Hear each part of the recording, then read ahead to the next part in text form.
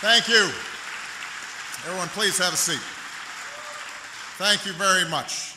Let me thank Pastor Hybels from near my hometown in Chicago, who took time off his vacation to be here today. We are blessed to have him.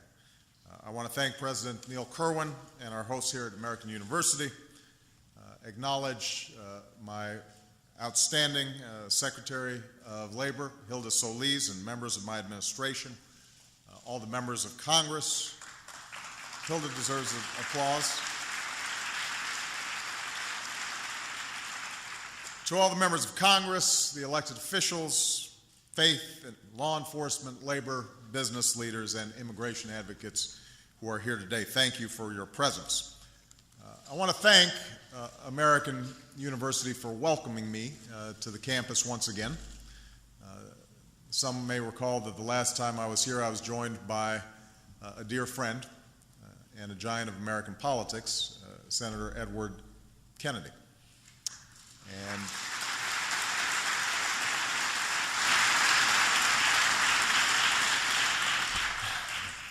Teddy's not here right now, but his legacy of civil rights and health care and worker protections is still with us.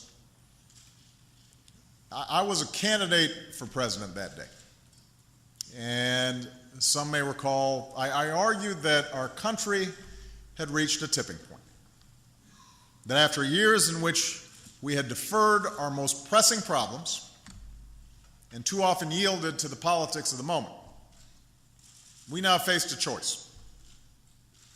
We could squarely confront our challenges with honesty and determination, or we could consign ourselves and our children to a future less prosperous and less secure. I believed that then, and I believe it now. And that's why, even as we've tackled the most severe economic crisis since the Great Depression, even as we've wound down the war in Iraq and refocused our efforts in Afghanistan, my administration has refused to ignore some of the fundamental challenges facing this generation. We launched the most aggressive education reforms in decades so that our children can gain the knowledge and skills they need to compete in a 21st century global economy. We have finally delivered on the promise of health reform, reform that will bring greater security to every American and that will rein in the skyrocketing costs that threaten families, businesses, and the prosperity of our nation. We're on the verge of reforming an outdated and ineffective set of rules governing Wall Street to give greater power to consumers and prevent the reckless financial speculation that led to this severe recession. And we're accelerating the transition to a clean energy economy by significantly raising the fuel efficiency standards of cars and trucks and by doubling our use of renewable energies like wind and solar power, steps that have the potential to create whole new industries and hundreds of thousands of new jobs in America. So despite the forces of the status quo, despite the polarization and the frequent pettiness of our politics, we are confronting the great challenges of our times. And while this work isn't easy, and the changes we seek won't always happen overnight, what we've made clear is that this administration will not just kick the can down the road. Immigration reform is no exception. In recent days, the issue of immigration has become once more a source of fresh contention in our country with the passage of a controversial law in Arizona and the heated reactions we've seen across America. Some have rallied behind this new policy. Others have protested and launched boycotts of the state. And everywhere, people have expressed frustration with a system that seems fundamentally broken. Of course, the tensions around immigration are not new. On the one hand, we've always defined ourselves as a nation of immigrants. a nation that welcomes those willing to embrace America's precepts. Indeed, it is this constant flow of immigrants that helped to make America what it is. The scientific breakthroughs of Albert Einstein, the inventions of Nikola Tesla, the great ventures of Andrew Carnegie's U.S. Steel and Sergey Brin's Google Inc. All this was possible because of immigrants. And then there are the countless names and the quiet acts that never made the history books, but were no less consequential in building this country. The generations who braved hardship and great risk to reach our shores in search of a better life for themselves and their families. The millions of people, ancestors to most of us, who believed that there was a place where they could be, at long last, free to work and worship and live their lives in peace. So this steady stream of hardworking and talented people has made America the engine of the global economy and a beacon of hope around the world.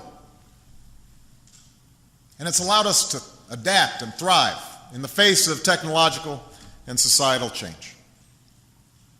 To this day, America reaps incredible economic rewards because we remain a magnet for the best and brightest from across the globe. Folks travel here in the hopes of being a part of a culture of entrepreneurship and ingenuity. And by doing so, they strengthen and enrich that culture. Immigration also means we have a younger workforce in a faster growing economy than many of our competitors. And in an increasingly interconnected world, the diversity of our country is a powerful advantage in global competition. You know, just a few weeks ago, we had an event of small business owners at the White House.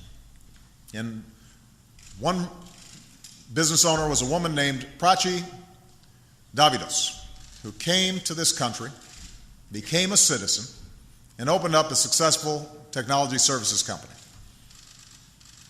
When she started, she had just one employee. Today, she employs more than 100 people. This past April, we held a naturalization ceremony at the White House for members of our armed forces. Even though they were not yet citizens, they had enlisted.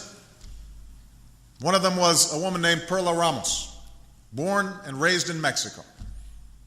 Came to the United States shortly after 9/11, and she eventually joined the Navy. And she said, "I take pride in our flag and the history that forged this great nation and the history we write day by day." These women and men and women across this country like them remind us that immigrants have always helped to build and defend this country. And that being an American is not a matter of blood or birth. It's a matter of faith. It's a matter of fidelity to the shared values that we all hold so dear. That's what makes us unique. That's what makes us strong. Anybody can help us write the next great chapter in our history. Now, we can't forget that this process of immigration and eventual inclusion has often been painful. Each new wave of immigrants has generated fear and resentments towards newcomers, particularly in times of economic upheaval. Our founding was rooted in the notion that America was unique as a place of refuge and freedom for, in Thomas Jefferson's words, oppressed humanity. But the ink on our Constitution was barely dry when, amidst conflict, Congress passed the Alien and Sedition Acts, which placed harsh restrictions of those suspected of having foreign allegiances. A century ago, immigrants from Ireland, Italy, Poland, other European countries were routinely subjected to rank discrimination and ugly stereotypes. Chinese immigrants were held in detention and deported from Angel Island in the San Francisco Bay. They didn't even get to come in. So the politics of who is and who is not allowed to enter this country, and on what terms, has always been contentious. And that remains true today. And it's made worse by a failure of those of us in Washington to fix a broken immigration system. To begin with, our borders have been porous for decades. Obviously, the problem is greatest along our southern border, but it's not restricted to that part of the country. In fact, because we don't do a very good job of tracking who comes in and out of the country as visitors, large numbers avoid immigration laws simply by overstaying their visas. The result is an estimated 11 million undocumented immigrants in the United States. The overwhelming majority of these men and women are simply seeking a better life for themselves and their children. Many settle in low-wage sectors of the economy. They work hard, they save, they stay out of trouble. But because they live in the shadows, they're vulnerable to unscrupulous businesses who pay them less than the minimum wage or violate worker safety rules, thereby putting companies who follow those rules and Americans who rightly demand the minimum wage or overtime at an unfair advantage. Crimes go unreported as victims and witnesses fear coming forward. And this makes it harder for the police to catch violent criminals and keep neighborhoods safe. And billions in tax revenue are lost each year because many undocumented workers are paid under the table. More fundamentally, the presence of so many illegal immigrants makes a mockery of all those who are going through the process of immigrating legally. Indeed, after years of patchwork fixes and ill-conceived revisions, the legal immigration system is as broken as the borders. Backlogs and bureaucracy means the process can take years. While an applicant waits for approval, he or she is often forbidden from visiting the United States, which means even husbands and wives may be forced to spend many years apart. High fees and the need for lawyers may exclude worthy applicants. And while we provide students from around the world visas to get engineering and computer science degrees at our top universities, our laws discourage them from using those skills to start a business or power a new industry right here in the United States. Instead of training entrepreneurs to create jobs on our shores, we train our competition. In sum, the system is broken. And everybody knows it. Unfortunately, reform has been held hostage to political posturing and special interest wrangling, and to the pervasive sentiment in Washington that tackling such a thorny and emotional issue is inherently bad politics. Now, just a few years ago, when I was a senator, we forged a bipartisan coalition in favor of comprehensive reform under the leadership of Senator Kennedy, who had been a longtime champion of immigration reform, and Senator John McCain. We worked across the aisle to help pass a bipartisan bill through the Senate. But that effort eventually came apart. And now, under the pressures of partisanship and election year politics, many of the 11 Republican senators who voted for reform in the past have now backed away from their previous support. Into this breach, states like Arizona have decided to take matters into their own hands. Now, given the levels of frustration across the country, this is understandable. But it is also ill-conceived. And it's not just that the law Arizona passed is divisive, although it has fanned the flames of an already contentious debate. Laws like Arizona's put huge pressures on local law enforcement to enforce rules that ultimately are unenforceable. It puts pressure on already hard-strapped state and local budgets. It makes it difficult for people here illegally to report crimes, driving a wedge between communities and law enforcement, making our streets more dangerous and the jobs of our police officers more difficult. And you don't have to take my word for this. You can speak to the police chiefs and others from law enforcement here today who will tell you the same thing. These laws also have the potential of violating the rights of innocent American citizens and legal residents, making them subject to possible stops or questioning because of what they look like or how they sound. And as other states and localities go their own ways, we face the prospect that different rules for immigration will apply in different parts of the country. A patchwork of local immigration rules where we all know one clear national standard is needed. Our task then is to make our national laws actually work, to shape a system that reflects our values as a nation of laws and a nation of immigrants. And that means being honest about the problem and getting past the false debates that divide the country rather than bring it together. For example, there are those in the immigrants' rights community who have argued passionately that we should simply provide those who are illegally with legal status, or at least ignore the laws on the books and put an end to deportation until we have better laws. And often this argument is framed in moral terms. Why should we punish people who are just trying to earn a living? I recognize the sense of compassion that drives this argument. But I believe such an indiscriminate approach would be both unwise and unfair. It would suggest to those thinking about coming here illegally that there will be no repercussions for such a decision.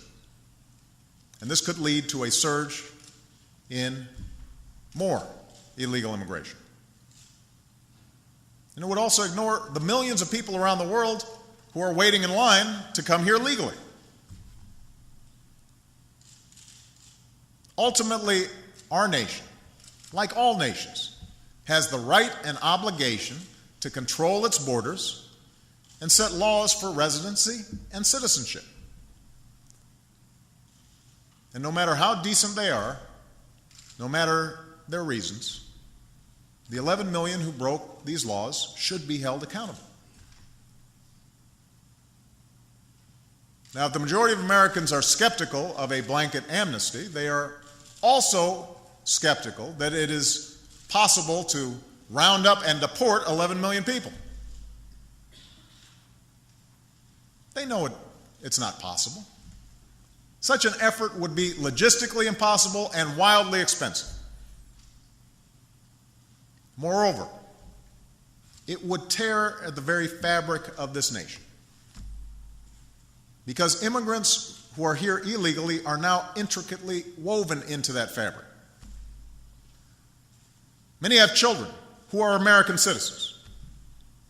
Some are children themselves, brought here by their parents at a very young age, growing up as American kids, only to discover their illegal status when they apply for college or a job.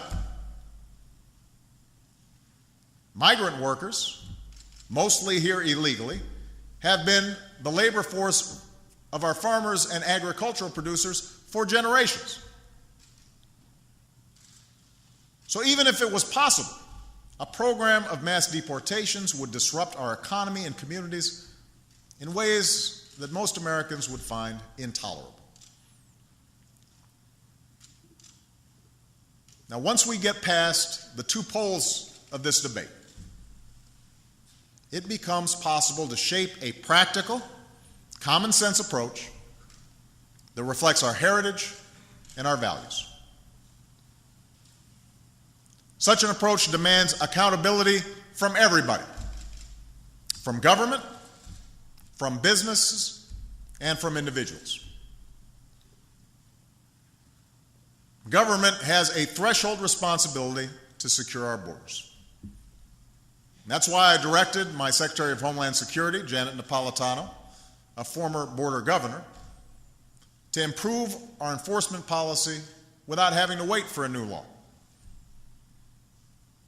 Today, we have more boots on the ground near the southwest border than at any time in our history. Let me repeat that. We have more boots on the ground on the southwest border than at any time in our history.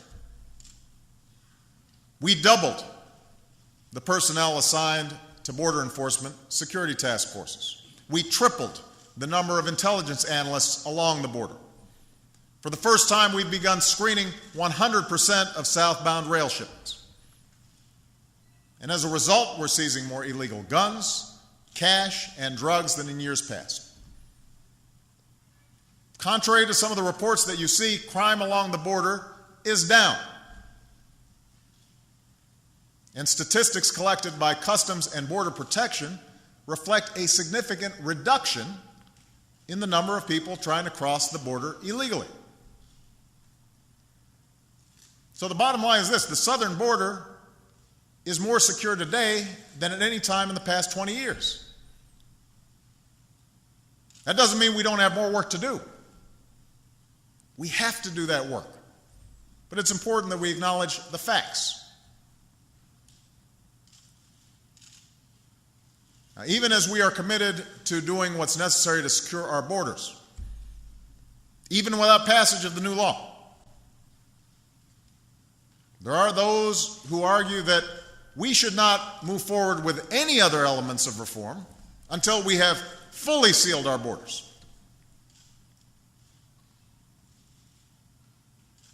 But our borders are just too vast for us to be able to solve the problem only with fences and border patrols. It won't work. Our borders will not be secure as long as our limited resources are devoted to not only stopping gangs and potential terrorists, but also the hundreds of thousands who attempt to cross each year simply to find work. That's why businesses must be held accountable if they break the law by deliberately hiring and exploiting undocumented workers. We've already begun to step up enforcement against the worst workplace offenders, and we're implementing and improving a system to give employers a reliable way to verify that their employees are here legally.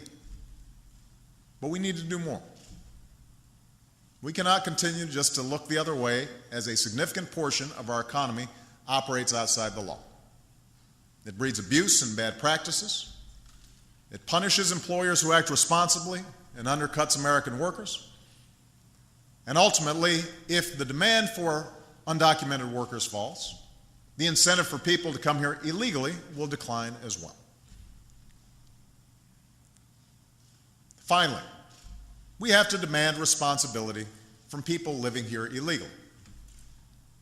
They must be required to admit that they broke the law. They should be required to register, pay their taxes, pay a fine, and learn English. They must get right with the law before they can get in line and earn their citizenship. Not just because it is fair, not just because it will make clear to those who might wish to come to America, they must do so inside the bounds of the law, but because this is how we demonstrate that what being an American means. Being a citizen of this country comes not only with rights, but also with certain fundamental responsibilities. We can create a pathway for legal status that is fair, reflective of our values, and works. Now, stopping illegal immigration must go hand in hand with reforming our creaky system of legal immigration. We've begun to do that by eliminating a backlog in background checks that at one point stretched back almost a year. That's just for the background check. People can now track the status of their immigration applications by email or text message. We've improved accountability and safety in the detention system. And we've stemmed the increases in naturalization fees. But here, too, we need to do more. We should make it easier for the best and the brightest to come to start businesses and develop products and create jobs. Our laws should respect families following the rules instead of splitting them apart. We need to provide farms a legal way to hire the workers they rely on, and a path for those workers to earn legal status. And we should stop punishing innocent young people for the actions of their parents by denying them the chance to stay here and earn an education and contribute their talents to build the country where they've grown up. The DREAM Act would do this, and that's why I supported this bill as a state legislator and as a U.S. Senator, and why I continue to support it as President. So these are the essential elements of comprehensive immigration reform. The question now is whether we will have the courage and the political will to pass a bill through Congress, to finally get it done. Last summer, I held a meeting with leaders of both parties, including many of the Republicans who had supported reform in the past, and some who hadn't. I was pleased to see a bipartisan framework proposed in the Senate by Senators Lindsey Graham and Chuck Schumer, with whom I met to discuss this issue. I've spoken with the Congressional Hispanic Caucus to plot the way forward and I met with them again earlier this week. I've spoken with representatives from a growing coalition of labor unions and business groups, immigrant advocates and community organizations, law enforcement, local government, all who recognize the importance of immigration reform. And I've met with leaders from America's religious communities, like Pastor Hybels, people of different faiths and beliefs, some liberal, some conservative, who nonetheless share a sense of urgency, who understand that fixing our broken immigration system is not only a political issue, not just an economic issue, but a moral imperative as well. So we've made progress. I'm ready to move forward. The majority of Democrats are ready to move forward. And I believe the majority of Americans are ready to move forward. But the fact is, without bipartisan support, as we had just a few years ago, we cannot solve this problem. Reform that brings accountability to our immigration system cannot pass without Republican votes. That is the political and mathematical reality. The only way to reduce the risk that this effort will again falter because of politics is if members of both parties are willing to take responsibility for solving this problem once and for all.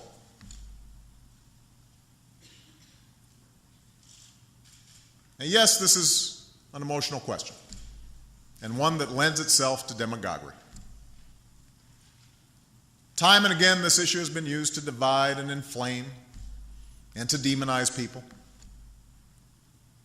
And so the understandable, the natural impulse among those who run for office is to turn away and defer this question for another day or another year or another administration.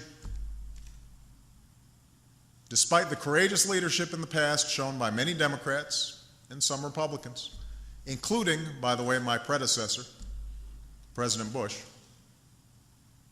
this has been the custom. That is why a broken and dangerous system that offends our most basic American values is still in place.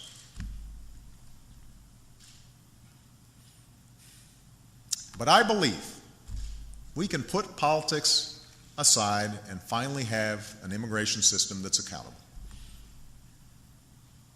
I believe we can appeal not to people's fears, but to their hopes, to their highest ideals. Because that's who we are as Americans. It's been inscribed on our nation's seal since we declared our independence. E pluribus unum. Out of many, one. That is what has drawn the persecuted and impoverished to our shores. That's what led the innovators and risk takers from around the world to take a chance here, in the land of opportunity. That's what has led people to endure untold hardships to reach this place called America. You know, one of the largest waves of immigration in our history took place a little more than a century ago. At the time, Jewish people were being driven out of Eastern Europe, often escaping to the sounds of gunfire and the light from their villages burning to the ground. The journey could take months as families crossed rivers in the dead of night, traveled miles by foot, endured a rough and dangerous passage over the North Atlantic. And once here, many made their homes in a teeming and bustling lower Manhattan. And it was at this time that a young woman named Emma Lazarus, whose own family fled persecution from Europe generations earlier, took up the cause of these new immigrants. Although she was a poet, she spent much of her time advocating for better health care and housing for the newcomers. And inspired by what she saw and heard, she wrote down her thoughts and donated a piece of work to help pay for the construction of a new statue, the Statue of Liberty, which actually was funded in part by small donations from people across America. Years before the statue was built, years before it would be seen by throngs of immigrants craning their necks skyward at the end of a long and brutal voyage, years before it would come to symbolize everything that we cherish, she imagined what it could mean. She imagined the sight of a giant statue at the entry point of a great nation. But unlike the great monuments of the past, this would not signal an empire. Instead, it would signal one's arrival to a place of opportunity and refuge and freedom. Here at our sea-washed sunset gates shall stand, she wrote, a mighty woman with a torch. From her beacon hand glows worldwide welcome. Keep ancient lands your storied pomp. Give me your tired and your poor, your huddled masses yearning to be free. Send these, the homeless, tempest-tossed, to me. I lift my lamp beside the golden door.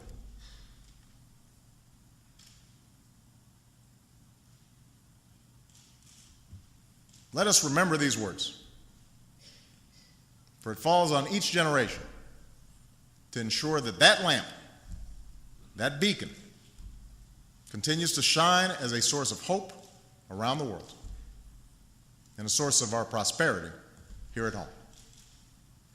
Thank you. God bless you. May God bless the United States of America. Thank you.